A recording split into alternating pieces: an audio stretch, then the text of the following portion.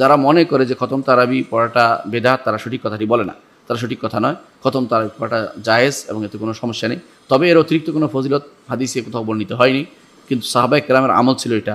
উবাই ইবনে কাব রাদিয়াল্লাহু আনহু তিনি ওমর রাদিয়াল্লাহু আনহুর সময় তিনি পুরো কোরআন পড়তেন এবং সাহাবায়ে কেরাম পুরো কোরআন পড়তেন, কেউ পুরো তাহাজ্জুদে পুরো কোরআন খতম করতেন, স্পষ্ট আছে। সুতরাং কোরআন খতম করা, পুরোপুরি পড়া এটা একটা ভালো কাজ, এতে কোনো সমস্যা নেই।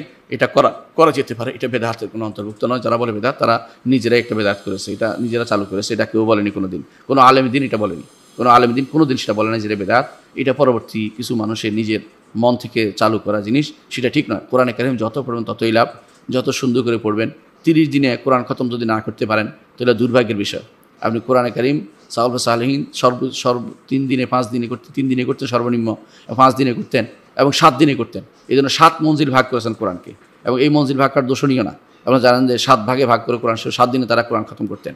কেউ 5 দিনে করতেন, কেউ 3 দিনে করতেন। 3 এর নিচে করলে সেটা আবার রাসূল সাল্লাল্লাহু আলাইহি ওয়াসাল্লাম নিষেধ আসছে, কারণ সেটা বুঝে নাই সে, কোরআনকে বোঝা হয় না। কোনো বর্ণনায় 7 দিনের কথা বলে 7 দিন নিচে যেন না পড়া, কোনো বর্ণনায় 3 দিনে বলা হয়েছে।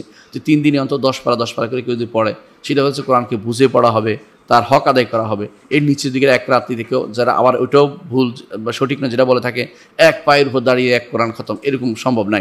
এটা বাড়াবাড়ি ছাড়া আর কিছুই নয়। এটা হচ্ছে তথাকথিত হু হু করা, আর কিছুই নয়। এটা দ্বারা কোরআন খতম হবে না বা কোরআনে কারীমের হক আদায় হবে না, সেটাও আমাদের খেয়াল রাখতে হবে।